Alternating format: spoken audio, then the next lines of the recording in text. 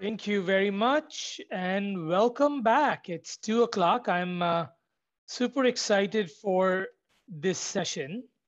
We have two amazing speakers who I've worked with in the past for quite a few years now in various capacities. But before we jump onto the speakers, I just want to remind everybody that if you need French interpretation, please click on the globe sign below, and we have Rohini interpreting live in French.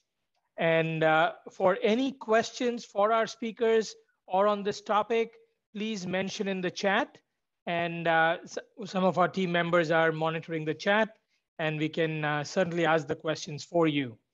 So those who are just joining in and were not here for yesterday and the rest of today's session, I wanted to start with giving you a little bit about what we have talked about very briefly, just the topics. So yesterday we started the day with the keynote speaker, and then we went into what does policy actually mean? What is policy and how government really works? A lot of us don't understand sitting on this side that what goes behind the scenes to get a policy or to get anything done from any level of government. So we heard about that from an amazing panel. This morning, we started off with a session on how do you make a policy change or policy recommendation within the campus environment. That is really important as well, because every level we can make even a slight impact, that's a win for the cause. So we heard a great panel on how you can actually make an impact on campus level. Then we talked about in the provincial level, we did a case study on this amazing concept of free tuition that we had even for a short couple of years in Ontario. Deputy Premier, ex-Deputy Premier Deb Matthews was really kind to come and have a talk and tell us what went behind the scene and how it all came into effect, along with Eddie from USA. Once again, I can't talk much. I can't talk enough of how important that policy was, because it was student-led and a student-led successful policy movement. So this session that we're going to talk about is federal. Let's understand a little bit about federal, how we can make a difference, what really happens behind the scenes, and how students can get involved. So without much delay, I'm going to introduce our two panelists today. We are very thankful to have a member of parliament from Toronto Danforth, Julie Debrusin. Julie is a longtime resident of Toronto Danforth who is committed to building up federal support for a strong, safe, and sustainable city. She advocates for public transit, housing, food security, the arts, and small businesses. Julie has worked with the community on strengthening gun control and taken action to fight climate change. Prior to becoming the Member of Parliament, Julie practiced law for many years, including work on the Toronto External Contracts Inquiry, which investigated the city's procurement of goods and services. Julie left her practice to raise her daughters and to participate much more actively in the local community.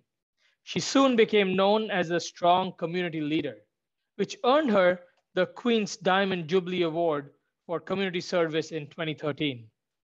Her activities included launching the Second Harvest Danforth Hunger Squad, founding Friends of Withrow Park, and working with local food banks and farmers markets. Julie was first elected in Parliament in 2015 and has developed expertise in various areas of government. Julie has worked extensively with artists and creative industry to have their voices heard in Ottawa. She chaired the committee that recommended modernizing copyright laws to ensure that artists are properly compensated for their work. And in the 43rd Parliament, served as the Parliamentary Secretary to the Minister of Canadian Heritage. Building on her work with local food banks and farmers market, Julie played a strong role in the development of Canada's first national food policy, advocating for a national school food program, support for sustainable agriculture, and science-based healthy eating guidelines, such as the ban on trans fat and the new Canada Food Guide. Finally, Julie's action on the environment and climate change includes work to modernize the Canada Environmental Protection Act, which includes developing the ban on single use plastics and building a circular economy that places responsibility on the producers of waste to ensure that their items do not end up in landfill. She has supported putting a price on carbon pollution, has taken a strong stance against oil sand expansions, and has promoted the critical need for a transition from fossil fuels to a low carbon economy. In the coming parliament, Julie will continue to work on food policy, SEPA modernization, active transportation, infrastructure, and housing. Julie, welcome to our chat. We are so honored to have you. Thank you for having me. I'm really happy to be part of this conversation today and excited to be talking with Debbie. Awesome. Yes. And the next panel speaker is Debbie Field. She is the coordinator of the Coalition for Healthy School Food. The coalition is a group of more than 170 plus nonprofit organizations and networks that advocate for the development of an universal cost shared healthy school food program in Canada. A long-standing community activist in a variety of social movements, Debbie was the executive director of FoodShare Toronto for 25 years with her colleagues at FoodShare. Debbie helped develop many successful school food and food literacy initiatives, including the Salad Bar Lunch Program, the Good Food Cafe, and Field to Table Schools. Debbie is also the research associate at the Center for Studies in Food Security at Ryerson University. Established in 1994, the Center for Studies in Food Security works to promote food security through research, dissemination, education, community action, and professional practice through an interdisciplinary education, community action, and professional practice through an interdisciplinary and systemic approach to social justice, environmental sustainability, health, and socio-cultural aspects of food security. Debbie has an honors BA in sociology from Trent University, a master's in adult education from the Ontario Institute of Studies in Education, and an honorary doctorate of law from York University. Debbie, welcome to our session. Thank you. Great to be here. It is. It feels like we know each other so well. I'm so excited that we can have this very important chat. I think the main focus of our conversation today is to talk about the importance of policy and how students and the youth needs to be more involved and knowledgeable about policy and what that really means. Do you have to be a PhD in policy to get involved, or anybody who really have a passion for the cause can get involved? So these are some of the things that we want to touch base today. So before, right at the beginning, I would say, Julie, do you have any suggestions and tips that you want to give right off the bat? Oh, so let's start right off the bat. I'll start with a few things because you've heard me say this before. In the development of the national food policy, it was Canada's first national food policy. One of the great things to see was how much feedback there was in the consultations for it. I think there were over 40,000 submissions put in, which actually for a consultation, a government consultation, is very high. So that was one thing to see, that kind of engagement, and that people were really interested and wanted to be involved and have a say. The thing that is always shocking to me is I don't see that on the ground as much as an MP. And so for me, I'm interested in food policy. So I take the time to study it more and to seek out that information more. That isn't necessarily true for people all across the country, MPs all across the country, because they might be specializing in something else. And what really, really helps is if people in the community reach out, like send an email, call, have a meeting with an MP to get them that information and to share your experiences. And, I'll give an example. Debbie actually reached out to me very early on after I was elected in 2015 to say, okay, let's talk about school food and what her ideas were.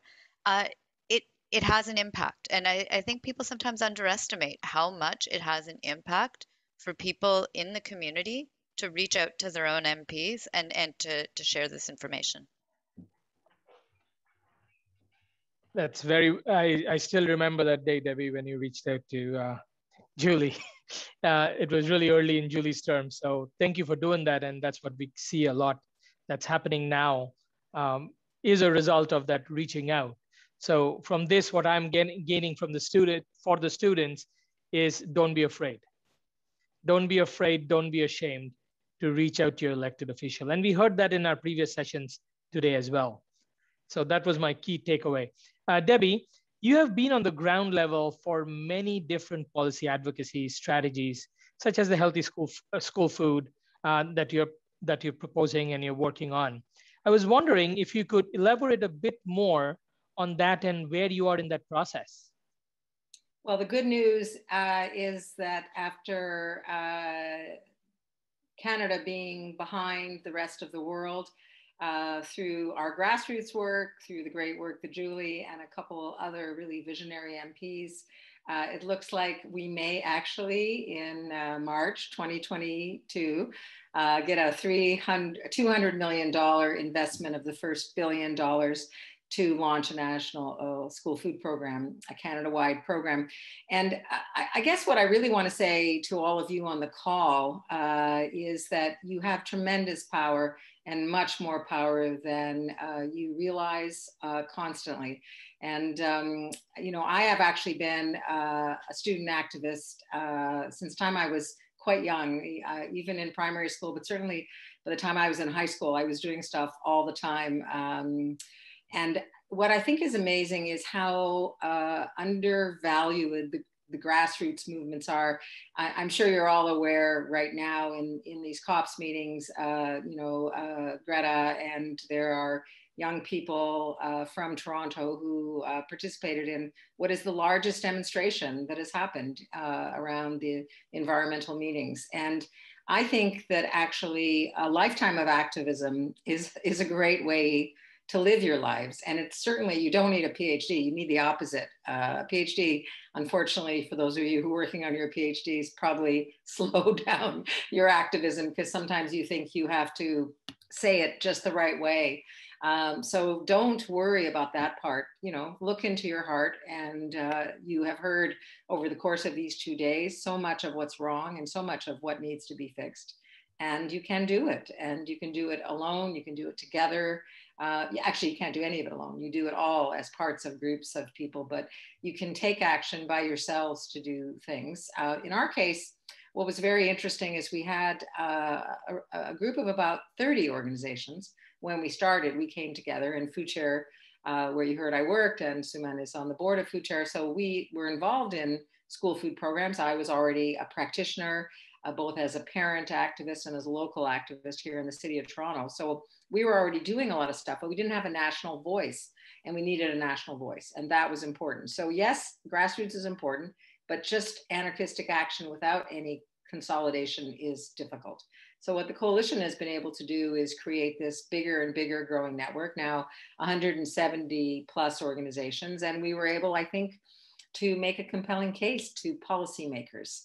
And I think you can do that too. One of the things that I'm very excited to talk about today, and Suman and I have begun talking about, is how can we expand the definition of school food to include post-secondary?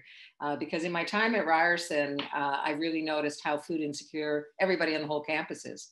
And I would define food security, not just those of us who don't afford the food, but all of us who are suffering from poor food access, unhealthy food. That is food insecurity too.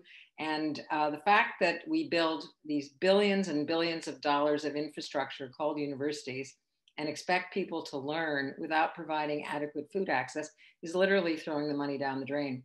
So what Suman and I hope is through Meal Exchange and the coalition and through allies like Julie is, what is the next step? What does a redesigned food policy for universities look like? And it's different than it will be for JK to 12. It's a different context. But at Ryerson, I hope, Suman, we can go back and do this when the campus reopens.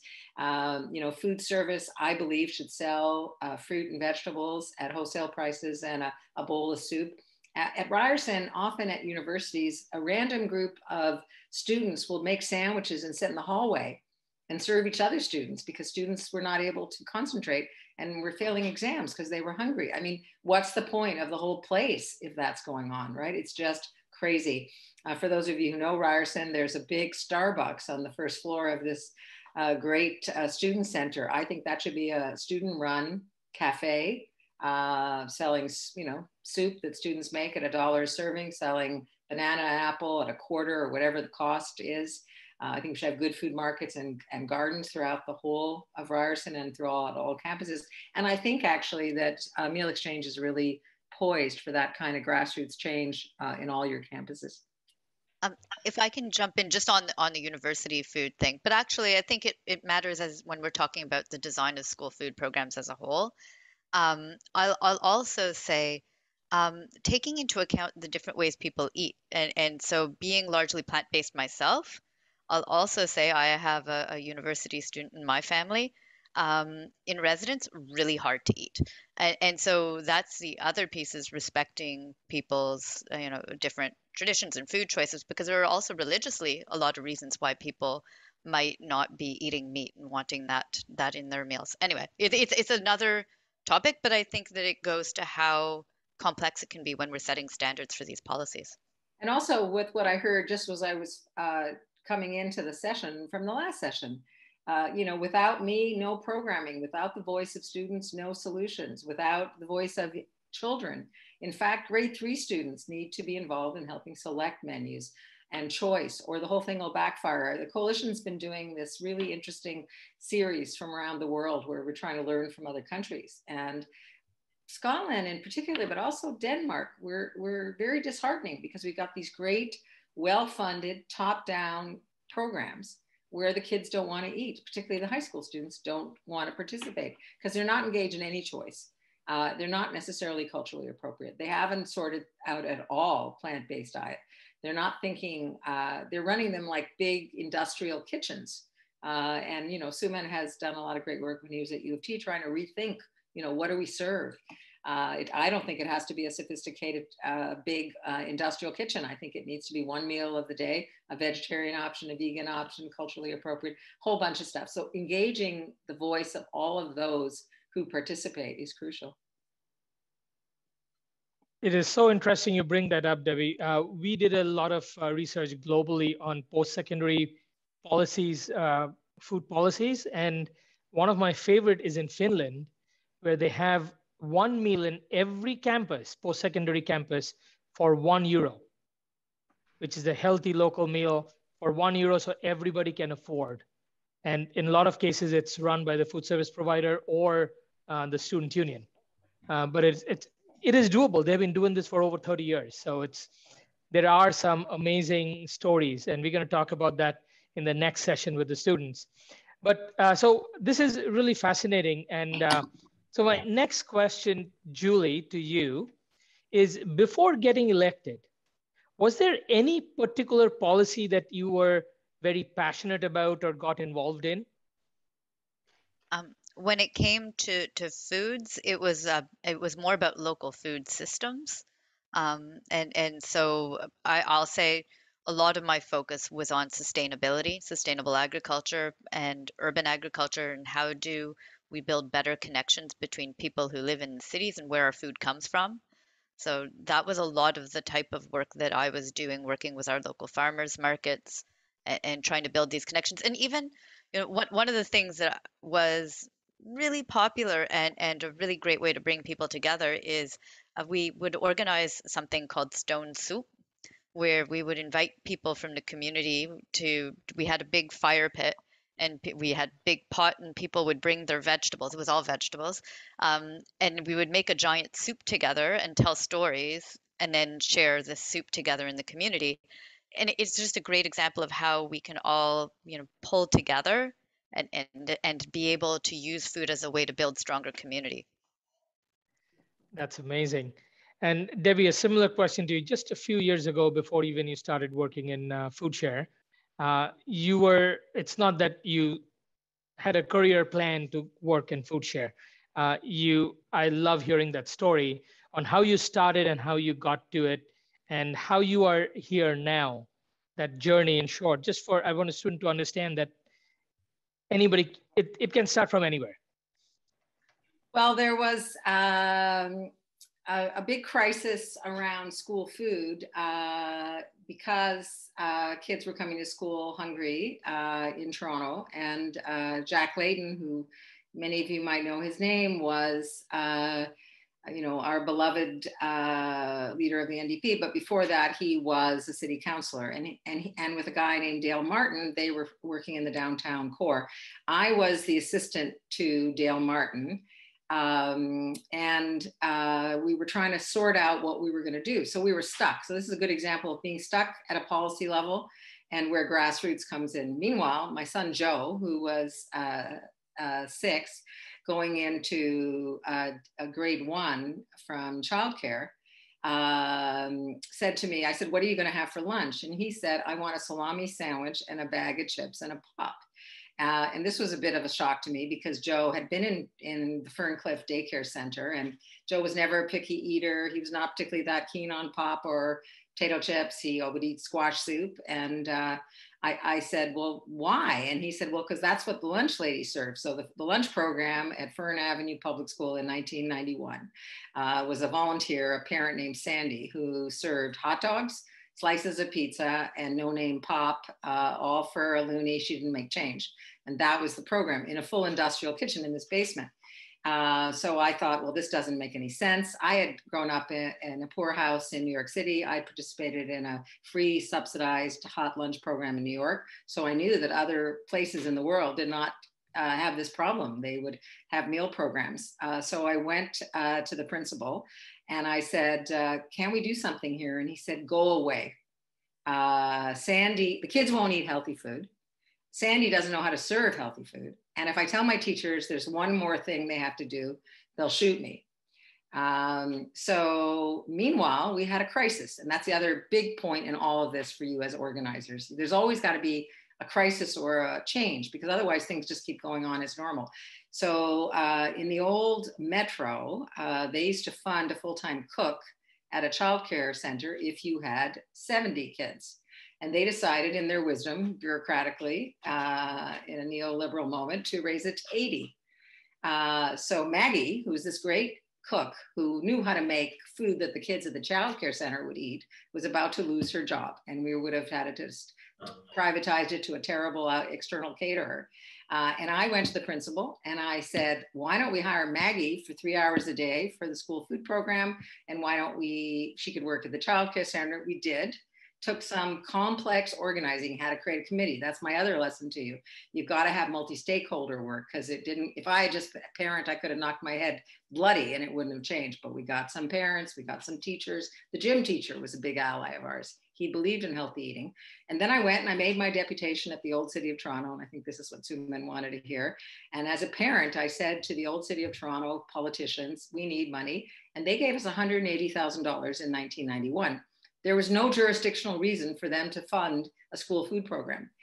We argued from a public health point of view that they should, and they rose to the occasion and they did. And that $180,000 is $15 million today, right? So it grew over time, created this amazing infrastructure. So again, all those lessons for you. You can change things, you gotta be creative, you gotta have multi-sectoral, and you have to find solutions. That was the other really important Jack Layton moment, which is he had an assistant, unfortunately, who also died young, named Dan Leckie. And Dan said, we're not just oppositional, we're propositional. And I think you heard that also from your speaker from the food bank at U of T. You can't do policy, I believe, that works if you stay at that abstract level of the PhDs and the people. And that's part of my problem with the income security movement, who spends a lot of time attacking, let's say, a good food box program or school food, because they see everything as, well, we have to put pressure on government to make these changes. Well, you have to also show and model the new world we're trying to build, and you have to show government that solutions are possible, and then they can ante up. So I think, Julie, you probably would say this, if we had been just an oppositional school food movement without also designing and telling you we had models that we could show you that all across the country people were figuring things out, we wouldn't have ever gotten this far, I don't think, federally. Yeah, if it's okay for me to jump in, because I think that picking up on what you just said, Debbie, I think a really important part is seeking allies, and especially unlikely allies. It's not, if you're having a conversation and it's just among people who fully agree with you on everything, it's a smaller and shallower pool. But if you kind of reach out, there are certain things, especially when you're talking about food, there are commonalities. It's not, it blurs political lines. It blurs, it goes beyond partisan. It goes beyond even people, just parent groups, for example. There are other groups who also have a shared interest in this for other reasons. And I believe that the Coalition for Healthy School Food includes doctors and, different groups that might not necessarily jump out at you at the first instance. But I'd say for all political things, wherever you can try and find, you might not agree on a million other things, but if you can, on that one point, reach out across and build a stronger coalition, the better you will be, because then you have more strength going forward. That makes a lot of sense. And yes, it's so interesting that we are hearing the same theme throughout the last 2 days. Is don't only just come with a problem, come with a solution, come with a suggestion that will work. And just to go back in one of our previous sessions when we had the free tuition in Ontario, the students have been asking the province for years and years and years for free tuition, but it never worked because the ask was, if you don't give us free tuition, you're a bad government. That never worked. But the time it worked, because the students went back and says, no, we want free tuition and this is the way to do it. And it worked. So we hear the same themes in every level, which is amazing. And I hope the students are listening into understanding that piece. So if I can go say, ahead. like, Yeah, jumping on that, absolutely. I think it's a bit the idea. I've talked with Debbie about this in the past too, but that you catch more flies with honey than vinegar, and so it doesn't mean that it doesn't mean that you have to water down what you're pushing for. Like, there's no part of me that's suggesting that, but push for something, and push for why it's a positive thing. Like, rather than you are bad because you're not doing this, I think it's way more effective to be pushing and saying, this is something that's really important, and this is why, and these are the good things that will happen if you go ahead with it. It just makes it it's a stronger argument without changing what you're pushing for. Yeah, that's so true. And one thing that Debbie was mentioning, that there needs to be a crisis, and we have it. We have done research at the end of last year on some campuses across the country where we have seen students have identified 48% as severely food insecure. If that is not a crisis, then what is?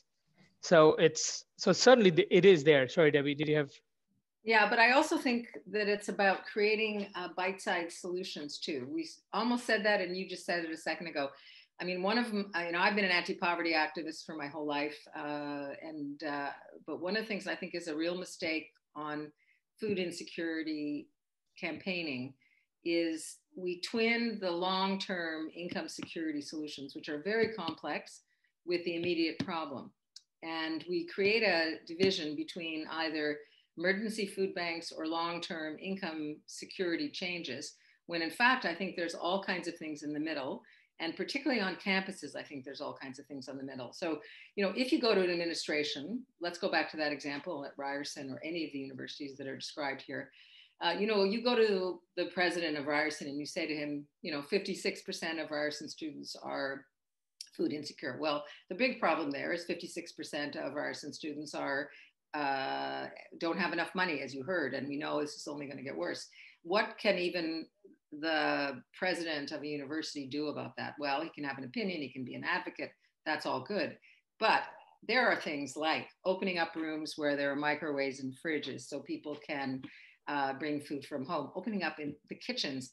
There are industrial kitchens that are gorgeous where people could cook meals together, but you'd have to hire students to clean it up, and you have liabilities issues. Again, selling food, just saying that every campus, Suman, this is what I think Meal Exchange should be saying. Every campus should make available wholesale food everywhere in outlets. You can go to all the people who have their contracts, all the private companies who keep winning the bids on the, Sedecos of the world, and say to them, fine, you can have the campus, but if you do, you're going to serve vegetables and fruits at the price you paid that day and a bowl of soup at your raw costs. They will all accept it. So these are small bite size. It's kind of, reform, transition, revolution, rather than revolution all at once in terms of being able to make change.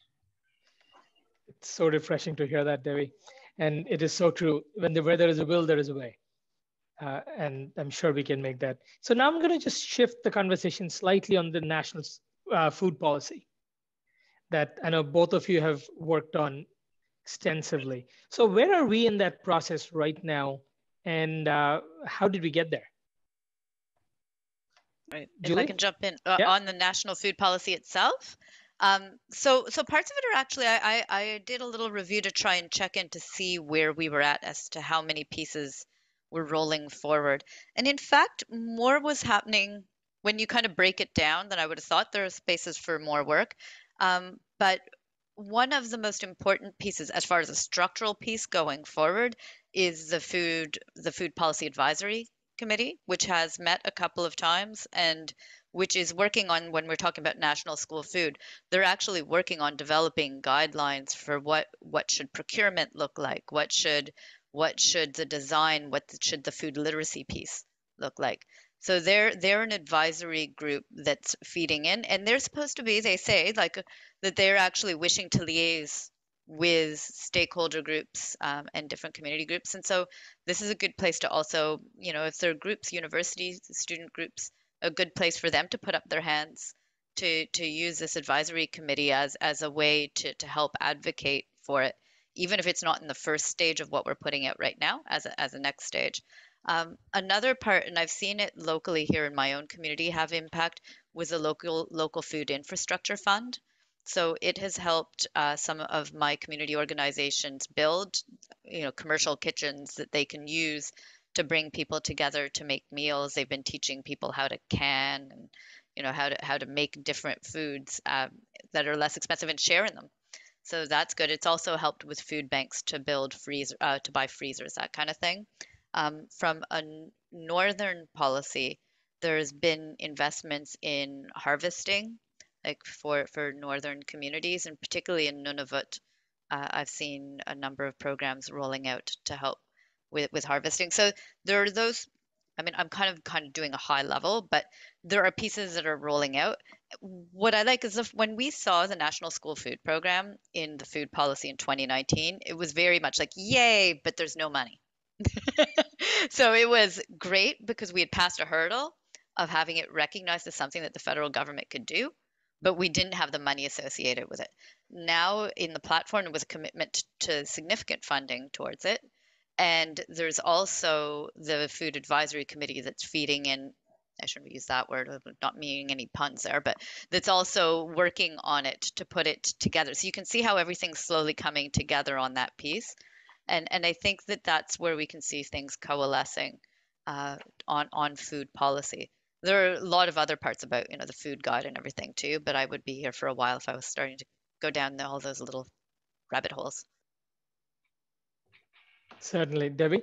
So I wanted to bring us back to the 40,000 people who participated, as Julie mentioned, and talk about Food Secure Canada and the role that Food Secure Canada has played in this advocacy. And the coalition isn't an actual organization. We're hosted by one of our members, who is Food Secure Canada. So one thought is everybody here might want to go on both the Coalition for Healthy School Food website, and I'm sure we can circulate all those addresses, and Food Secure Canada, and just join up for information so that you will be more in touch with what happens. Because partly how the 40,000 people got there was an organization that was mobilizing and continues to mobilize on these issues.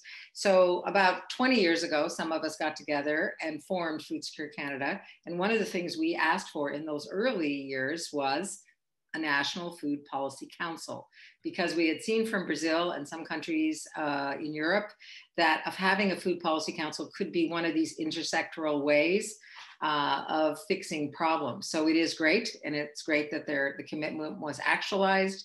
Then Minister of Agriculture, we won't know, I guess, until the 22nd if it's going to be Bibeau again. So Marie-Claude Bibeau from Quebec was the Minister of Agriculture and Agri-Food. Oh, she still is. She is. It's going to be yeah, she is. She was, yeah. Right. Yes, of course. Yeah.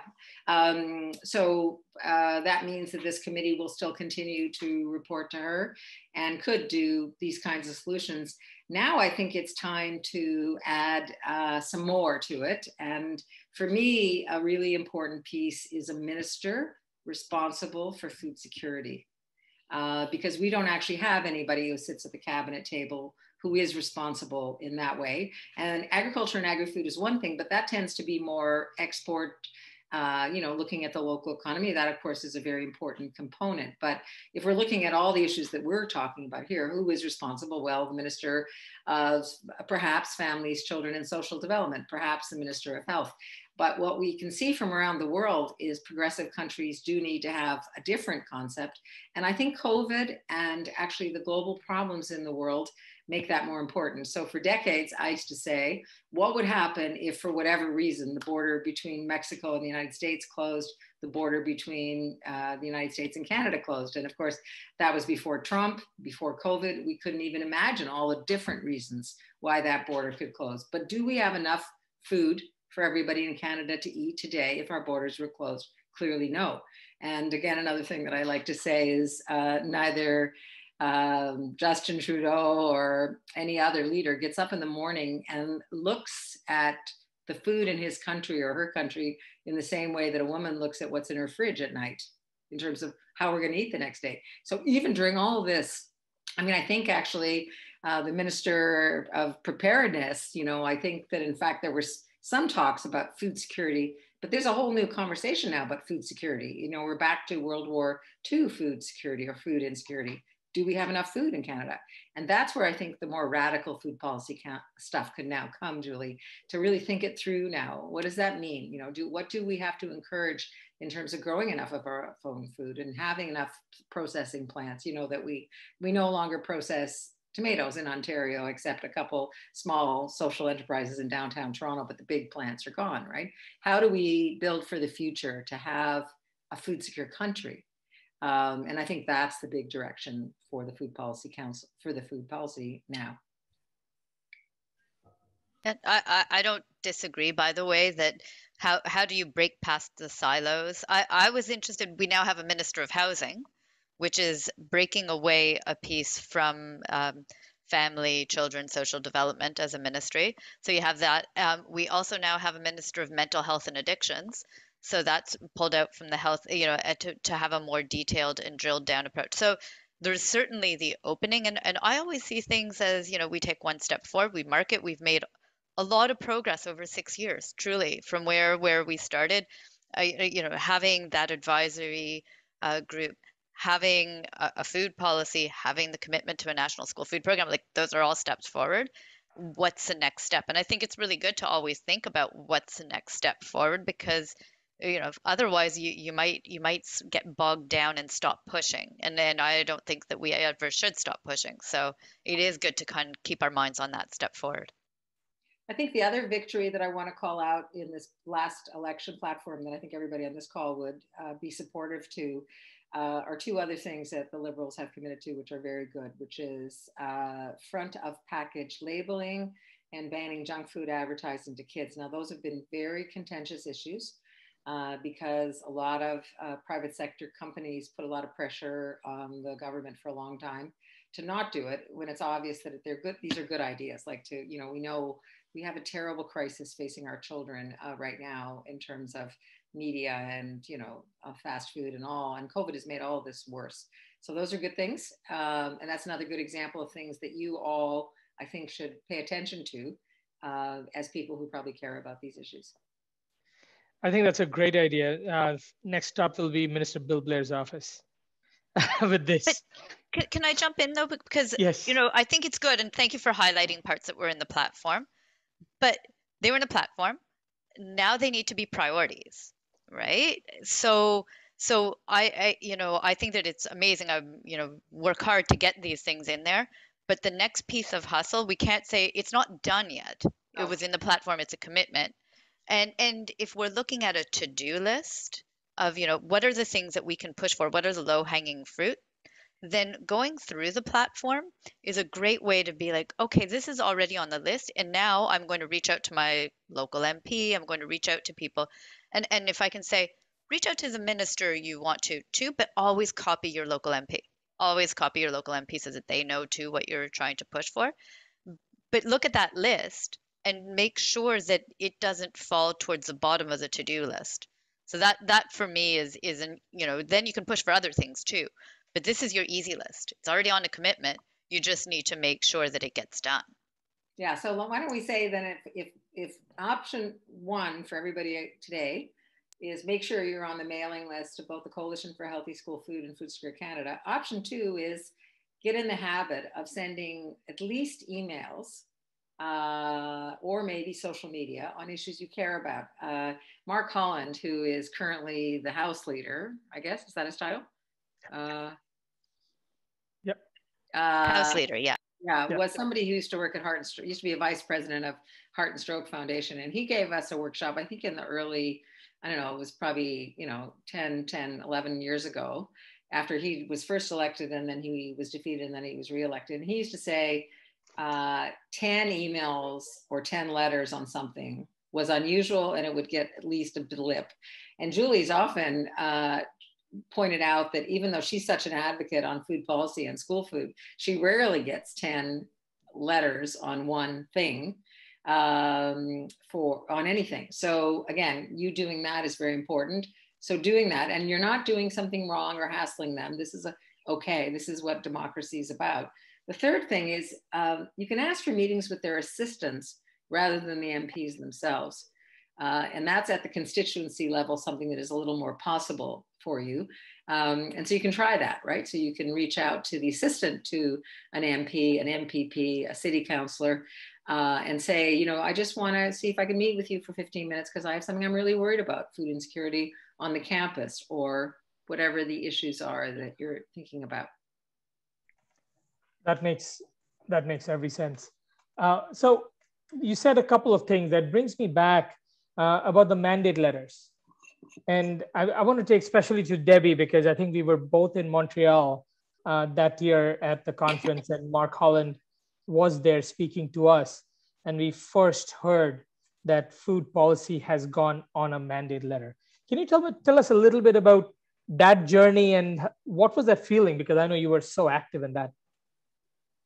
Well, it seems mysterious to me. I almost want to think we should ask Julie first, like, how do the mandate letters get established and what are they? I think we should maybe start there. Fair enough. Yep.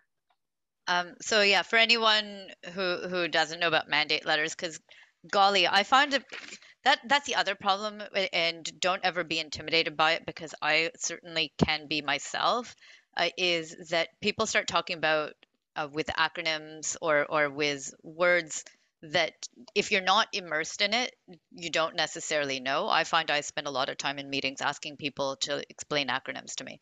But anyway, so the mandate letter is a letter that is from the Prime Minister to a minister and says, this is your to-do list.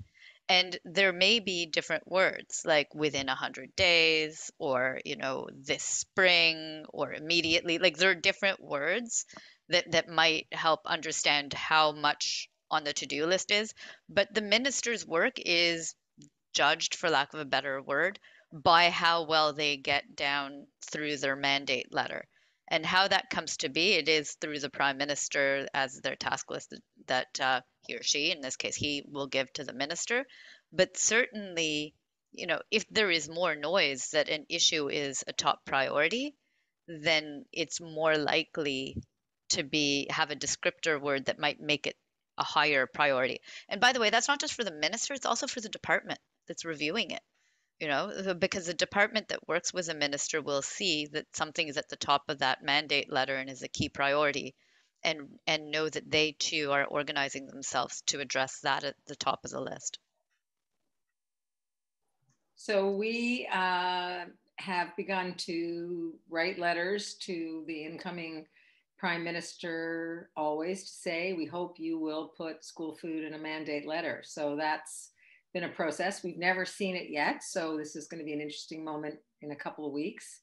We hope now that there is the $1 billion commitment that, so what there was, and I don't think we've said these words clearly enough. So what happened is in the pre-election period, about 2 months ago, the Liberals in their platform said, if reelected, we will put $1 billion over 5 years to launch a national school food program. And they also talked about it in terms of health rather than poverty. So this was another big victory for the movement that I'm part of, who sees school food primarily about the health and well-being of all children, even though we know that it might also help low-income families particular, but we're very worried about a stigmatized program designed to be in exchange for poverty reduction. So this was a huge thing, and we still don't know, and I've asked Julie, and it's very exciting to know how that happened. Like, how did the language of a coalition like the Coalition for Healthy School Food emerge to the top, right? So it's that way you change politics sometimes by what you all say as a grassroots movement. So that was the first step. The other good thing was that the NDP had put $1 billion as well over 4 years. They actually made their election commitment before. And there was an interesting dynamic, of course, because if you're reading the papers today, it may be that the NDP and the Liberals are talking now about how they might work together. So there's not another election too soon. And one of the things we're saying to the NDP is put school food high enough on your list of negotiations. Whether that happens or not, we don't know. Meanwhile, of course, we're nonpartisan, so we're working with all the other parties. So the other thing that happened was, for the first time, the Bloc Québécois responded to letters actually from the Stop Marketing to Kid coalition and said, we like school food. We think it's a provincial matter, but we'll take federal money. But that was the first, because until that time, they never even said they like school food. And now we're hoping conservatives will say that kind of thing too. So, I've written to Erin O'Toole. That's the other thing. We haven't said it, but it implied. Coalition for Healthy School Food writes to all political parties, all times. It's always, your movement has to be totally nonpartisan, right? You can thank parties when they do the right thing, but you work with everybody, and you need to change the discourse by convincing everybody. So O'Toole, in the letter to welcoming O'Toole and congratulating him, I asked for a meeting, and randomly his office has written to say, do you still want that meeting? We said, yes, and it'll be with staff. It won't be with him. And all across the country, our members are going to all MPs. So that's the other thing. You need to be nonpartisan always and go see everybody. So that's very important. So mandate letters, we'll hope there'll be something. For our coalition, we would love it to be in the Minister of Health's mandate. But we don't know how to even get that message out to anybody, because, of course, we can't figure out who's making this decision. Obviously, there's some people in Trudeau's office who are making this decision. So we suggest to Julie and to other MPs, Duclos, who's the new Minister of Health, knows this file very well because he used to be the Minister of Families, Children and Social Development. Why we think health is, when we look around the world, the best programs are the ones that are about health, not agriculture and agri-food, and particularly the US one, which was established in the Depression around commodities. We worry about that. So our letter says, put it in Minister of Health to work with the other two ministers, social development and agriculture and agri-food. But whether a social movement like ours could ever influence mandate letters, not sure. I think it can, for whatever it says. I see, even when we talk about the food policy, and I know we're running out of time, and I'm very sorry about that.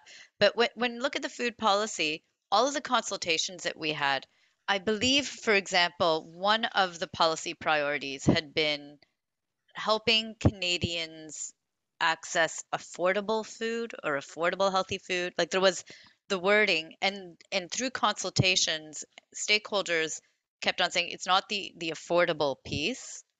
It's about access to healthy food, but there are, and there was a lot of discussion about the choice of the right words and what we were actually trying to achieve.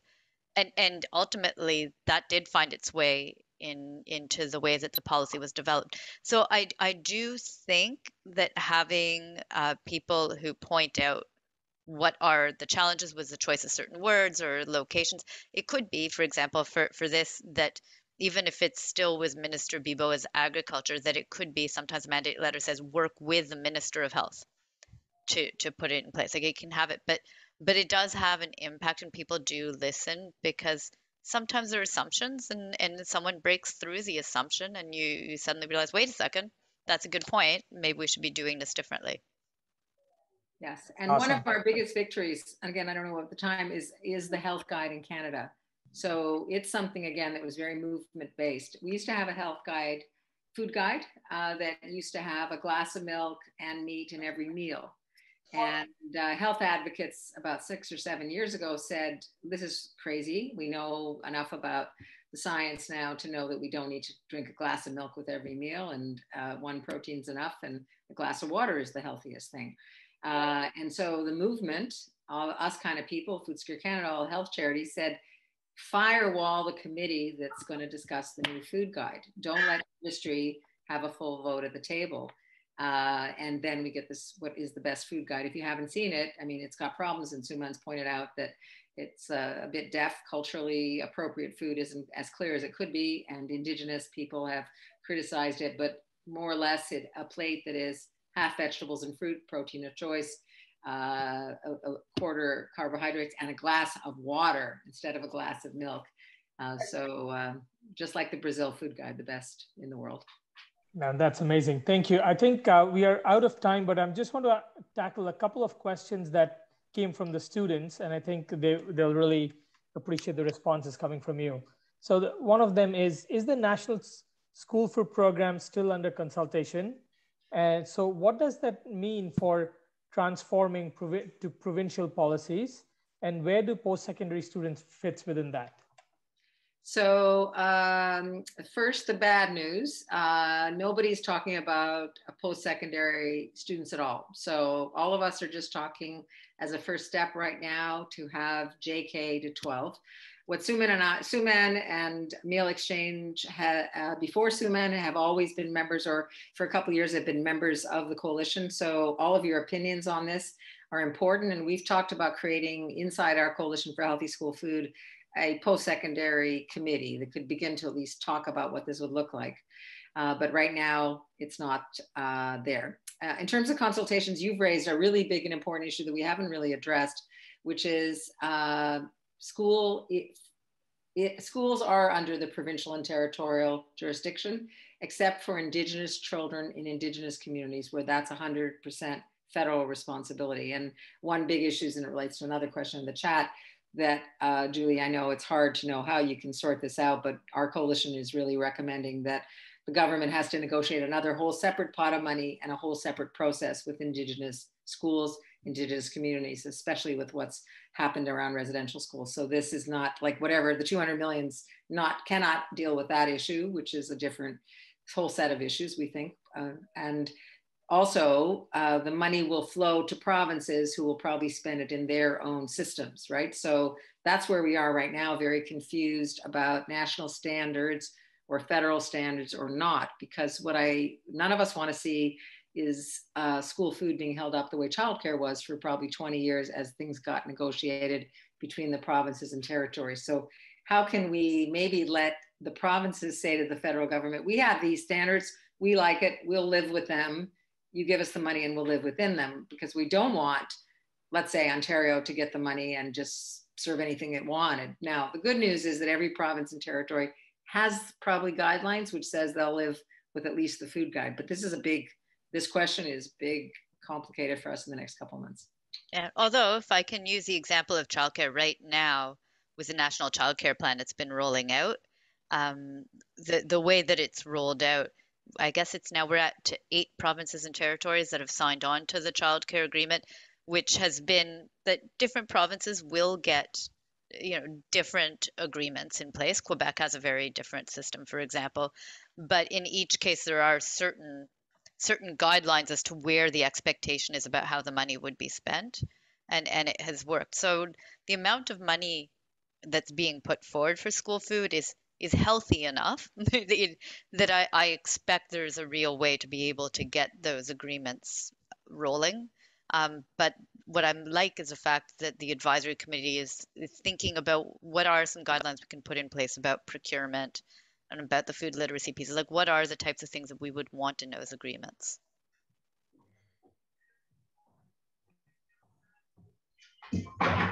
Such an amazing wealth of knowledge. Thank you so much, Julie and Debbie, for your time.